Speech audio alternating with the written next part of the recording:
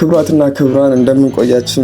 እንደጠፋ ቃሉ በጣም ይቅርታ ጠይቃለሁ። ከጀርባዬም ለሚሰማው የወፎች ድምጽ እጅግ በጣም ይቅርታ ጠይቃለሁ። ያው መቅረስ ስላለብኝ ነው እየቀረስኩ ያለሁት። ለዛሬ ይዤላችሁ የመጣሁት ሶሻል ሚዲያው ላይ በጣም አነጋጋሪ የነበሩ ጉዳዮችን ነው። ከነዚያ መሀል እንግዲህ ሰፈራችሁ ጅብ አለ?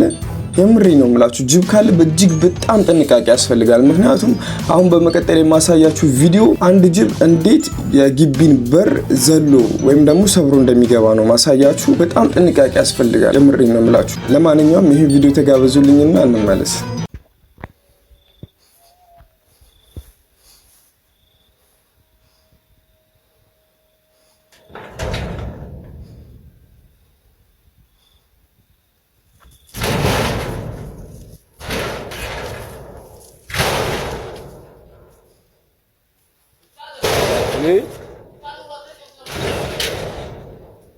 Koy rabana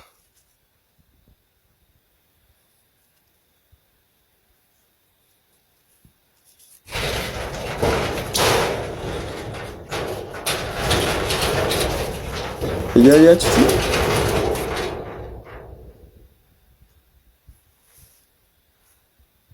እንግዲህ ኢማጂን አስቡት፣ እዛ ግቢ ውስጥ ሴቶች ሊኖሩ ይችላሉ፣ ህፃናቶች ሊኖሩ ይችላሉ። ለጥንቃቄ ያክል ነው ያመጣውላችሁ፣ ተጠንቀቁ ለማለት ያክል ነው። በመቀጠል ደግሞ የምንመለከተው ቲክቶከር ለዋላዊት በሰፈር ውስጥ መኪና እየነዳች ሳለ እንዴት ብሎ አንድ ወጣት ብር እንደተቀበላት ማለት አስፈራርቶ ማለት ነው እንዴት ብር እንደተቀበላት ተናግራለች እና በጣም መነጋገሪያ ሆኗል። እና ለጥንቃቄ ያክል ነው ለእናንተ የሚጠቅማል ብዬ አስቤ ነው ያመጣሁት። እስቲ እና የተፈጠረውን ሁኔታ እስቲ ከራሱ አፍ እንስማውና እንመለስ። እዚህ ጋር ምን ተፈጠረ ታውቃላችሁ? መስኮቴን በጥንጡ ከፍቼ ማለት ነው መጣና ተፋብሻለሁ ብሎ 200 ብር ተቀፈልኩ። አልቀፈልም ብዬ ማስበው ነገር ነበር፣ ግን ዛሬ ይዞት ሜካፕ እንደዚህ ሆኜ ቢተፋብኝ በጣም ይደብረኛል። በቃ እሺ ብዬ 200 ብር ሰጥቶት ግን አናደደኝ። እናቴ ተሙት እንደዚህ እያለ ነው የሚቀበላቸው ማለት ነው። የብሩ ማነስ ሳይሆን ነገሩ በጣም ያናዳል እና ድርጊቱ ማለት ነው። ልጅ ተግባር በፊትም ቲክቶክ ላይ ሲለቁት አይቻለሁ። በጣም ብልግና ነው፣ ግን ገርሞኛል። እግዚአብሔር መሰከረኝ ነው። አይታችሁት ከሆነ ቲክቶክ ላይ መስታወታችሁ ትንሽ ከፍት ከሆነ እንዲዘውና እተፋባችኋለሁ። አምጡ ቅድም 5 ዶላር የተቀበልኩት ምናምን አለኝ 200 ብር 100 ብር ጨምሪ ምናምን እያልናንተ እንዲህ ባረጋው ሊል ነው መስኮት ሊዘጋ ነው። እኔ ዛሬ ስለቸኮልኩ ነው። ለጥንቃቄ ያክል ነው፣ ተጠንቀቁ ለማለት ነው። ሰፈር ውስጥ ስትሄዱ ባከፍቱ ይመከራል፣ ስፔሻሊ ሴቶች ማለት ነው። ሌላኛው ደግሞ በጣም ያስተምራችኋል ብዬ ያሰብኩትን ነገር ነው ይዤላችሁ የመጣሁት። ሶሻል ሚዲያው ላይም ያው መነጋገሪያ ሆኗል። በሰማኝ በለው ቀብር ሰዓት ላይ ቀብረው እንደተመለሱ ወዲያው አርቲስቶች ተሰባስበው የተነሱት ፎቶ ሲሆን እስቲ በጣም መነጋገሪያ ሆኗል። ምን አይነት ፎቶ እንደነበረና እንዴት እንደሆነ አነሳሳቸውም እስቲ ተጋበዙልኝና እንመለስ። ይህንን ፎቶ ብዙዎቻችሁ አይታችሁታል። ይህንን ፎቶ የተነሱት በሰማኝ በለው ቀብር ሰዓት ላይ ነው። ታዲያ እነዚህ አርቲስቶች አሁን እየሳቁ የምታዩቸው ከደቂቃ በፊት ደግሞ እያለቀሱ ነበር። ታዲያ መጨረሻ ላይ እንዲህ እየሳቁ ፎቶ ተነሱ። ምን ልላችሁ መሰላችሁ? እናንተ ለመሞት ያብቃችሁና ያወደዋለሁ እንገበገብለታለሁ የምትሉት ሰው እናንተን ለመርሳት ደቂቃ ብቻ ነው የሚፈልገው። ከደቂቃ በኋላ ትረሳላችሁ። ከደቂቃ በኋላ እናንተ ሀዘንና በእናንተ ቀብር ላይ ሰዎች እንዲተሰብስበው እየሳቁ ፎቶ ይነሳሉ፣ ካርታ ይጫወታሉ። ስለዚህ በሕይወት ዘመናችሁ ሰዎችን ለማስደሰት ሳይሆን ዋናው እግዚአብሔርን ለማስደሰት መጣር ትልቅ ዋጋ አለው። ይህን ለማለት ነው የመጣሁት። ከዚህ ቪዲዮ ትልቅ ትምህርትን ያገኛችሁበት ብዬ ተስፋ አድርጋለሁ። በሕይወት ዘመናችሁ ስትኖሩ ለሰው አትኖሩ፣ ለራሳችሁ ኖሩ። ምክንያቱም ከሞታችሁ በኋላ ሁሉም ሰው ይረሳችኋል። የእውነቴን ነው የምላችሁ፣ ፈጣሪ ለማስደሰት ኖሩ። በመቀጠል ደግሞ የምንመለከተው የእውነቴን ነው የምላችሁ አህያ እንደዚህ አይነት አቋም ይኖራታል ብዬ በሕይወቴ አስቤም አላውቅም። ከምር ነው የምላችሁ። ከምን ጋር ብትዳቀል እንደዚህ አይነት አቋም እንደመጣ እኔ አላውቅም፣ ግን አይ ቲንክ ከበጋ ይመስለኛል። ላት ምናምንም አላት። ስለምን እያወራው እንዳለ እንዲገባችሁ እስቲ ተጋበዙልኝና ቪዲዮን እንመለስ። አበሻ ሴዶ ነኝ፣ መጣሁላችሁ። እንቁራሪቷ መጣሁልሽ፣ አጥቤ ነው ማሰጣሽ።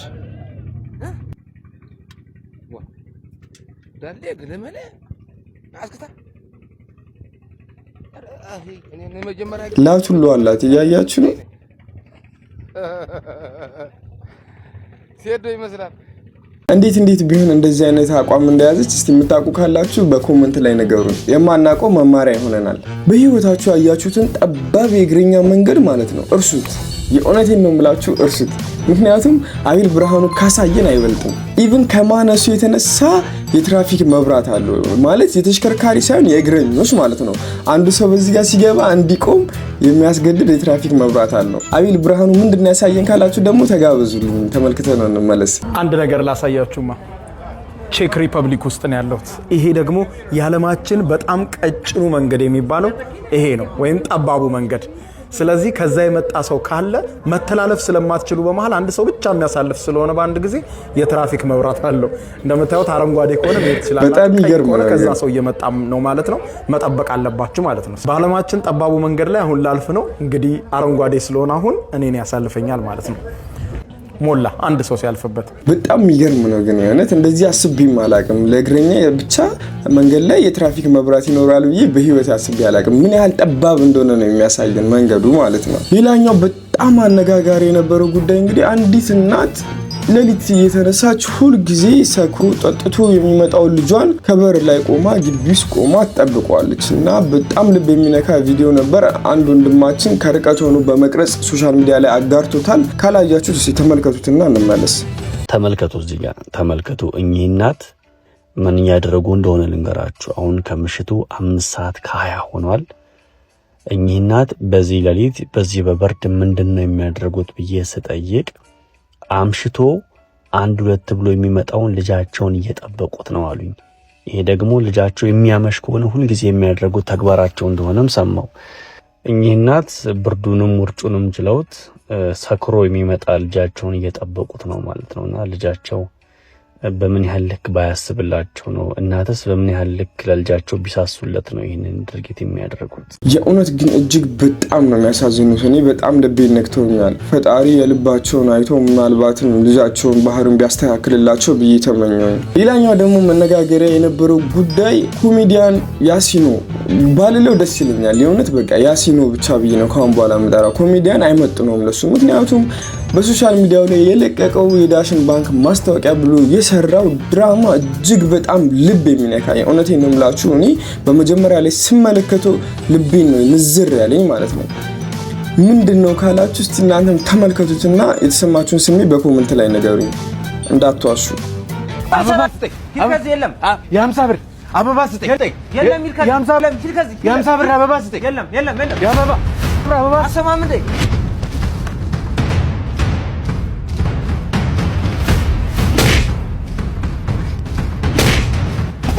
ምን ይሰራል ካለ አበባ አንተ ማማ ናፍቃኝ መቃብር ጋር ልሄድ።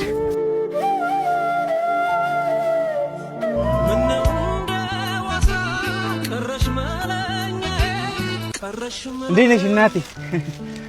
እንዴት ነሽ? እባክሽ ይቅርታ አድርጊልኝ። 2 ቀን ጸለይሽ። እንዴት ነሽ አደዬ? እንዴት ነሽ አደኮ? ከሄድሽ በኋላ አይዞ የሚለኝን ሰው አጣሁኝ እኮ። ምሬ ነው የምላችሁ። እጅግ በጣም ጎዳና ላይ እብድ መስሎ የሚታዩን ሰዎች ማለት ነው ልባቸው በጣም የተጎዳ ልባቸው በጣም የተሰበሩ አሉ እና በቻልነው አቅም ቢያንስ እንኳን ትሪት ማድረግ በአግባቡ ካልቻለን ባንመታቸው፣ ባንሰድባቸው፣ ባናንቋሽሻቸው የተሻለ ነው ብዬ አስባለሁ። እናንተስ ምን ታስባላችሁ? ሌላኛው ደግሞ መነጋገሪያ የነበረው ጉዳይ ወንድ ልጅ በእንደዚህ አይነት መልኩ ሲያለቅስ ማየት በጣም ያሳዝናል። የእውነቴን ነው የምላችሁ። እኔ ማርያም ነው የምላችሁ በጣም ነው የደበረኝ ማለት ነው። ምን አይነት ግንኙነት ቢኖረው ነው? ቤተሰቡ እንዴት ቢሆን ነው? እሱስ ምን አይነት ላይፍ ቢያሳልፍ ነው ብዬ ነው ያሰብኩት። እስቲ ተመልከቱትና የራሳችሁን ሀሳብ አስተያየት ስጡበት።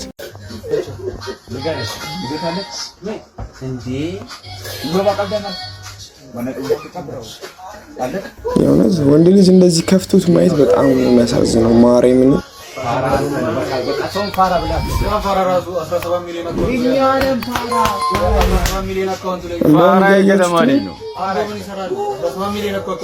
ማለት ማወቅ ያለባችሁ እኔ አብዛኛው ወንድ ሊባል በሚችል ደረጃ ማለት ነው ምንም ነገር ቢደርስበት ምንም አይነት የጉልበት ስራ ቢሰራ ምንም አይነት ምት ቢደርስበት አያለቅስም። የእውነቴን ነው ሊያለቅስም አይችልም። ግን ልብ ላይ በጣም ያለ ስብራት ልብ ላይ ያለ ቁስል ግን ምንም ሳትመቱ ምንም አይነት ዱላ ሳያርፍባችሁ እንደ ጎርፍ ሊያስለቅሳችሁ ይችላል። እና ከልጁ የተረዳሁት ቢኖር ያንን ነው። በመቀጠል ደግሞ ሶሻል ሚዲያው ላይ በጣም መነጋገሪያ የነበረው ጉዳይ ዕለተ ሚካኤል ዕለት አንድ ሰውዬ ወደ ሚካኤል ስዕል አድኖ በመሄድ ጸሎቱን ያደርሳልና ጸሎቱን ሲያደርስበት የነበረው መንገድ በጣም መነጋገሪያ ሆኗል እና ስለምን እያለው ይሆን ስለምን እየጸለየ ነው የሚለው ነገር የብዙዎችን ትኩረት መሳብ ችሏል። ስለምን ሊሆን ይችላል? እስቲ የራሳችሁን ሀሳብ አስተያየት ኮሜንት ላይ ንገሩኝ። ተመልክተን ነው እንመለስ።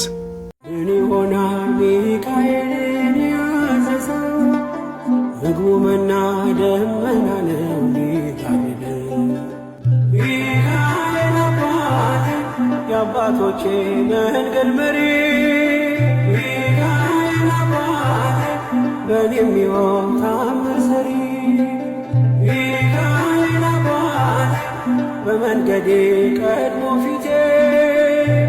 እንግዲህ ሁሉም ሰው በውስጡ ያለውን ችሎ ነው የሚኖረው። ለማንም የማይናገረው ነገር አለው እና ወደ እግዚአብሔር ቤት ሄዶ ለእግዚአብሔር ብቻ ሊነግረው የሚችለው ነገር ማለት ነው። እና ወንድማችንም ያሰበውን መልካም ነገር ሁሉ ፈጣሪ የልቡን አይቶ እንዲሞላለት የኔም መልካም ምኞቴ ነው። ሌላኛው ደግሞ እጅጉን በጣም መነጋገሪያ የነበረው ጉዳይ መልእክተኛው አንድ አባታችንን በመንገድ ዳር ላይ ቆሞ ቁጭ ባሉበት እንቅልፍ ይዟቸው ሲሄድ ያያል። እነዚህን አባት ጠርቶ ብር እንኩ በማለት ወደ 10,000 ብር የሚሆን በመስጠት እናም ሌላም ልጨምርላችሁ እንኩ በማለት ሲሰጣቸው እነዚህ አባት ደግሞ አንተ ይሄን ለኔ ሰጥተኝ አንተ ምን ይኖርሃል? ለኔ 500 ከሰጠኝም ይበቃኛል በማለት እንደውም በመጨረሻ ላይ ብሩን አልፈልግም በማለት መልሰውለት ሲሮጡ የታዩ ቪዲዮ በጣም መነጋገሪያ ሆኗል። ተጋበዙልኝና እናንተ ስለ አባታችን የተሰማችሁን ነገር ሀሳብ አስተያየት በኮሜንት ላይ ጻፉልኝ። የእውነቴን ነው የምላችሁ፣ እኔ በጣም ነው የገረሙኝ። እንደዚህ አይነት ሰው በህይወቴ ይኖራል ብዬ አስቤ አላቅም። ተጋበዙልኝ እስቲ።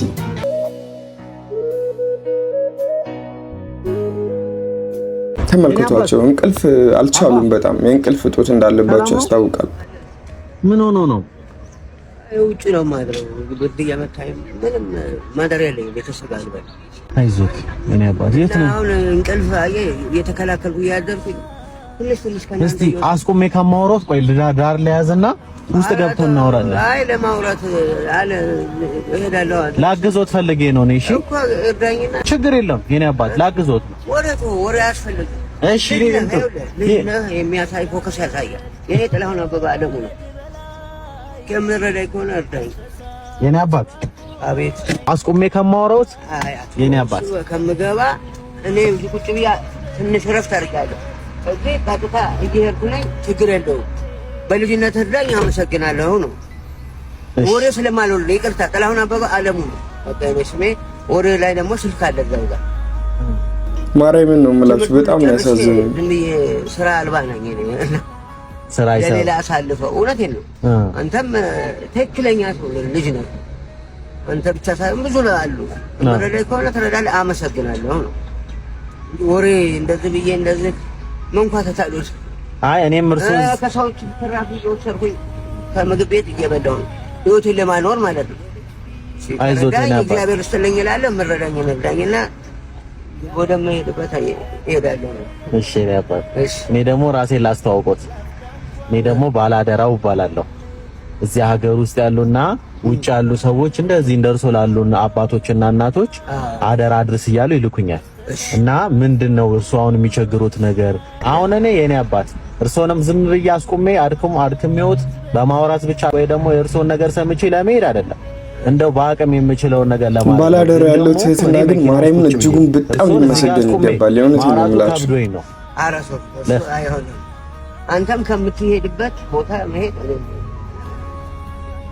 የት ነው የሚያድሩት? አሁን ሰላም ነው ማድረግ።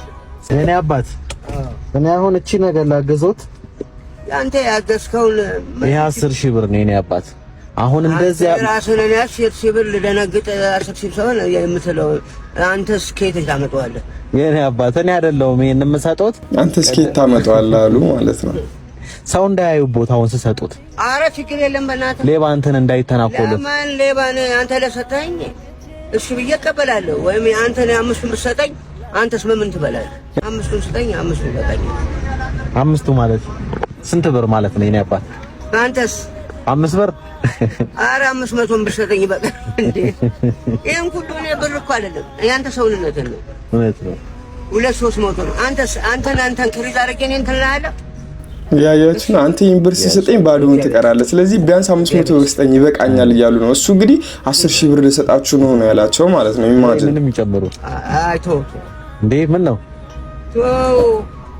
ሰተኛል አይደል እግዚአብሔር ይሄንንም ይጨምሩ የኔ አባት ኧረ ተው ብሩን አሁን አያሳዩ ለሰው ሌባ ይወስድቦታል የኔ አባት እንደዚህ መንገድ ላይ እንደዛ አያሳዩ እኔ አሁን ሌላም ልጨምርሎት ነው በቃ ሰተኛል አይደል ያዙ የኔ አባት እንዴ ችግር የለውም የኔ አባት ይቅር እውነት ይቅር 5 ሰጠኝ ይበቃል ይሄው 15 ኧረ መለሱለት ማለት ነው ጭራሽ ኧረ ተው በእናትህ ምን መስሎት ነው የኔ አባት አይ ለምን ሰው ልጅ 200 300 5000 ብር ሰጠኝ ይሄ ደግሞ ለእርሱ ያስፈልጎታል እሺ የኔ አባት እኔ አይደለሁም ይሄንን የምሰጡት ከኪሴ ሳይሆን ይስሙኝ የኔ አባት አንድ ያድምጡኝ ቀደም እንደነገርኩት እኔ ባላደራው ባላለሁ እና እዚህ በቃ ብሎት ሄዱ ማለት ነው በጣም ነው ማርያምን ያሳዘኑኝ ለምን እንደሆነ እኔ አላቅም ማለት በተአምር ኢማጂን አርግቶ ያቁም አይምራቸው ውስጥ ይሄን ያህል ብር የሚሰጥ ሰው አለ ብሎ ማለት ነው ለዛ ይመስልኛል አባባ አላዳምጡኝም ማለት ነው ላስረዳውት ቆይ መጀመሪያ ያድምጡኝ ይሄ ለእርሱ የተላከ አደራ ነው እሺ መጣው ስለዚህ አልቀበልም ለምን ይላሉ ነው ያስፈልጎታል እኮ የኔ አባት እሱ ተሰጣቸዋለሁ ለነሱም ያድምጡኝ እነዚህ ልጆች አሉ ማለት ነው ለነሱ ይላስረዳውት ይቀመጡ ችግር የለውም ቆይ ለህፃናቶች እንዲሰጣቸው ነው ማለት እስማ እኔ ኮርሶን ለማገዝ ነው የኔ አባት እኮ ያድምጡኝ ሐሳቤን ይረዱኝ መጀመሪያ አሮጦ በቃ ማርያምን እንደዚህ አይነት ሰው አለ በህይወት ያስብ ያላቀም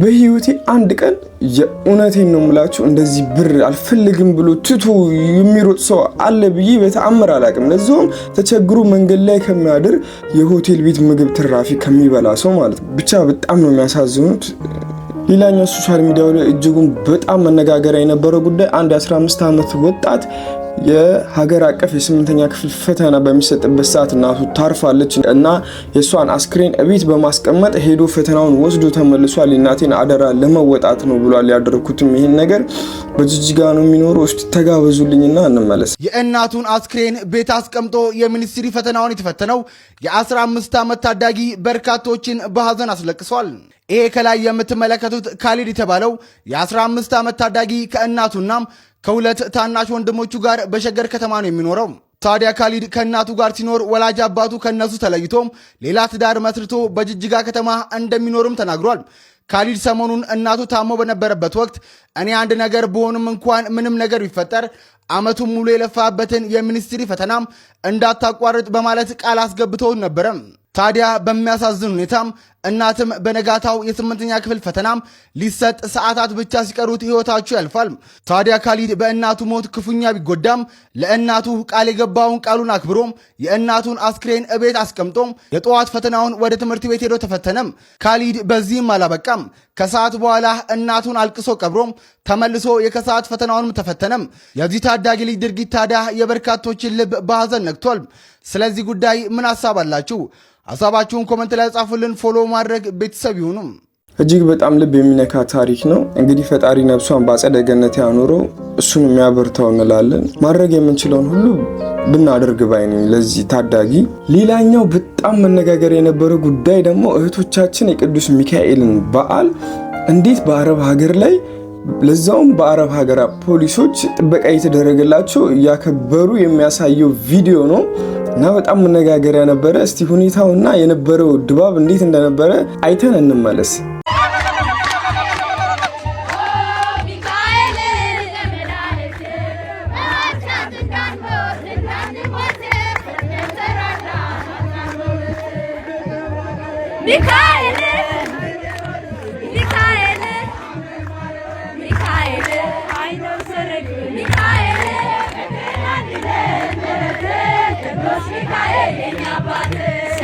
ልብ በሉ እንግዲህ የቤተክርስቲያን አርማ ያለበትን ባንዲራ ይዘው ወጥተው በነፃነት እየዘመሩ እያከበሩ ነው ያሉት እጅግ በጣም ደስ የሚያሰኝ ተግባር ነው የእውነት ነው የምላችሁ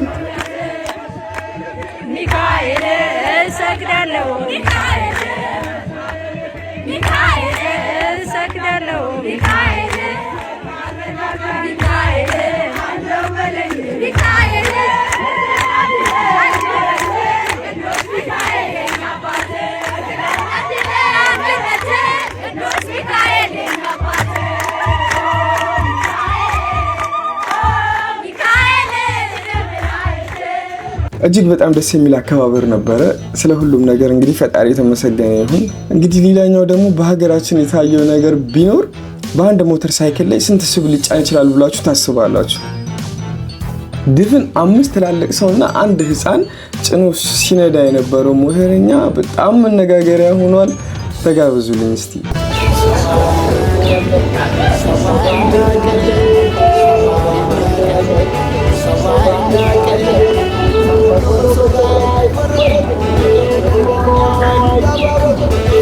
እንግዲህ ስራ ነው፣ ምንም ማድረግ አይቻልም። ከዚህም በላይ ቢጭን በጣም ደስተኛ ነው ሰውየው። ሌላኛው አነጋጋሪ የነበረው ጉዳይ ደግሞ ኢትዮጵያዊ ቲክቶከር በጣም ብዙ ሰው የሱን ስቲከር በመጠቀሙ ምክንያት በጣም ተናዷል። ምክንያቱም ስቲከሩን እየተጠቀሙት ያሉት እንዳለ ከዓለም ጫፍ እስከ ዓለም ጫፍ ነው እና ስቲከሩንም እየተጠቀሙበት ያሉበት አንድና አንድ ምክንያት ለመለመን ነው። ተጋበዙልኝና እንመለስ። Japan has just put every other country to shame yet again at the World Cup because this is their supporters cleaning up the stadium after their game against the አረ ተው እስኪ አስቡት። እስኪ ኖርማል ቀን ነው ቁጭ ብላችሁ ቲክቶክ ላይ ስክሮል እያደረጋችሁ ነው፣ እየተዝናናችሁ ነው ምናምን። ከዛ ሁሌ ነው ኮሜንት ውስጥ የምትገቡት። መቼስ አንድ ቪዲዮ ላይ ኮሜንት ውስጥ አልገባ። ከዛ ኮሜንት ስክሮል ምናምን እያደረኩኝ ራሴን እየለመንኩኝ አይዋለሁ። አረ ተው ግን ለአንድ ቪዲዮ የሰራሁትን እኮ በቃ ወይኔ ደግሞ እኮ ማለት ነው ኢንተርናሽናል ሆኗል። ስቲከር የሆነ የአረብ ቲክቶክ ሲመጣ የጃፓኒዝ፣ የቻይና ምንም አይነት የአሜሪካ ሲመጣ በቃ ኮመንት ውስጥ በገባው ቁጥር ራሴን እየለመንኩኝ አያለሁ። አረ ተው ግን ፍቱኝ፣ ተው። እንግዲህ ሌላኛው በትንሹም ቢሆን ሲያነጋግር የነበረው ጉዳይ አርቲስት ብሩክቲ አፓርታማ ውስጥ መኖር ትዝ ሲለኝ ብላ የለቀቀችው ቪዲዮ ነው። እያለቀሰች ነበረ። አይ ዶንት ኖ ፊልተር አይመስለኝም። እስቲ ተጋበዙልኝና እንመለስ። የኔ አበባ መድኃኒዓለም አለ፣ መድኃኒዓለም አለ፣ መድኃኒዓለም አለ፣ መድኃኒዓለም አለ፣ መድኃኒዓለም አለ፣ መድኃኒዓለም አለ፣ መድኃኒዓለም አለ። ዩቲዩበር አቤል ብርሃኑ አንድ ትልቅ መልእክት አለው። የእውነቴን ነው የምላችሁ፣ ሁላችሁም ስሙት፣ መማሪያ ይሆናችኋል። አንድ ነገር ከኛ ሳይድ እና ከሌላ ሳይድ ሲሆን የተለያየ ትርጉም ነው ያለው፣ ትማሩበታላችሁ። የእውነቴን ነው የምላችሁ፣ ተመልከቱ። የለቅሶ ቤት ንፍሮ እንዴት ይጣፍጣል ብለህ ታውቃለህ አይደል? አንድ ቀን እኮ ንፍሮ አንተ ቤት እስኪሰራ ነው። ያኔ ምን ያህል መራራ እንደሆነ ይገባሃል። የአምቡላንስ ድምፅ መንገድ ላይ ስትሰማ በጣም ይረብሻል አይደል? አዎ። አንድ ቀን ግን አምቡላንሱ ከአንተ በር ላይ ተነስቶ ወደ ሆስፒታል ሲሄድ ግን ያን ጊዜ ምን ያክል የነፍስ ውጪና ነፍስ ግቢ ድምፅ እንደሆነ ትረዳለህ። አዝናለሁ አልቻልንም የሚለውን ድምፅ ዝም ብሎ አሁን ስትሰማው ተራ ቃል ነው አይደል? ግን የምትወደውን ሰው ድንገተኛ ክፍል እያከመ ያለ ዶክተር በሩን ከፍቶ ወጥቶ ለአንተ ሲነግርህ ግን ትርጉሙ በጣም ሌላ ነው። አየህ፣ አንዳንድ ጊዜ በህይወታችን በዚያ ቦታ ላይና በዚያ ጊዜ ውስጥ እስካልሆነን ድረስ የማንረዳቸው በጣም በርካታ ነገሮች አሉ። ለዛ ነው በምታየው ነገር ሁሉ አትፍረድ የሚባለው። ማህበራዊ ሚዲያ ላይ በምታየው ቪዲዮ ሁሉ ገብተህ ሐሳብ ለመስጠት አትቸኩሉ። አንዳንዴ ፊት ለፊት ከምናያቸው ነገሮች ጀርባ ብዙ ያልተረዳናቸው ስሜቶችና ብዙ ያላየናቸው ነገሮች አሉ። ይመቻችሁ። ሌላኛው ነገር ደግሞ ለማስጠንቀቅ ያክል ነው። እንግዲህ አዲስ አበባ ላይ በጣም በሰፊው የውሸት ወይም አርቲፊሻል ቂጥ እየተሸጠ ነው የሚገኘው። ወንዶች ተጠንቀቁ ለማለት ነው። ምን አይነት እንደሆነ እስቲ ተመልክተን እንመለስ። የማታውን ፕሮግራም በዛ ቅጥነትሽ እኔን ከመሰለሽ ልጅ ጋር ሄዳለሁ አትመጪም ማለት እኔ እህትሽ እያለሁልሽ ግን በፍጹም አትቀሪ። ይሄን የመሰለ ከኔም በላይ ቆንጆ የሚያደርግሽ ዕቃ ከጀግኒት አምጥቼልሻለሁ። ያን የመሰለ ቆንጆ ፕሮግራም ላይማ እንደዛ አንድ ቁጥር ሆነሽ አትሄጂ። ወንዶች ካሁን በኋላ የምታዩትን ነገር ሁሉ ማመን አቁሙ። የእውነቴን ነው የምላችሁ። ሌላኛው ደግሞ ቤኪ ትራቨልስ በሚባሉ ስም የምናውቀው የሶሻል ሚዲያ ኮንተንት ክሬተር በ45 ቀናት ውስጥ 17 የኢሮፕ ሀገራትን ቱር ሊያደርግ ተዘጋጅቷል እና በጣም መነጋገሪያ ይሆናል። እንግዲህ ቱር የሚያደርገው በፕሌን ወይ በሄሊኮፕተር አይደለም፣ በአንድ መኪና ነው። አይተነው እንመለስ እስቲ። ከራሱ አፈንስ ማና 45 ቀናት ውስጥ 17 የሚሆኑ የአውሮፓ ሀገራትን ላጉ ከህልሞቼ አንዱ ሲሆን ለብዙዎቻችሁ እብደት ሊመስላችሁ ይችላል። ምክንያቱም ይህንን ጉዞ ማድረገው በፕሌን ሳይሆን በመኪና ይዘው። ታዲያ የትኛውን የአውሮፓ ሀገር ይበልጥ ትወዱታላችሁ? የትኛው ሀገር ይበልጥ ይመቻችኋል? ማየት የምትፈልጉትን ወይም እዛ ሀገር ቆይቼ ይበልጥ በደንብ እንዳሳያችሁ የምትፈልጉትን የትኛው ሀገር እንደሆነ ኮሜንት ሴክሽን ላይ አስቀምጡልኝ። እንግዲህ እስካሁን ባቀረብኩላችሁ ጉዳዮች ዙሪያ ቁም ነገር ከያዛችሁ፣ አዳዲስ ነገሮችን ከተመለከታችሁ ሰብስክራይብ በማድረግ ቤተሰብ ይሁኑ። ምክንያቱም ከዚህ በመቀጠል በጣም አዳዲስና አዝናኝ ቁም ነገር የያዙ ቪዲዮዎችን በዚህ ቻናል ላይ መለቅ ይሆናል። እናም ቀድሞ ለእናንተ እንዲደርሱ ሰብስክራይብ በማድረግ ኖቲፊኬሽን በተኑንም ኦን ማድረግ እንዳረሱ ቤተሰብ መሆናችሁን ካሁኑ አረጋግጡ። በቀጣይ እስክንገናኝ ቸር ሰንብቱ።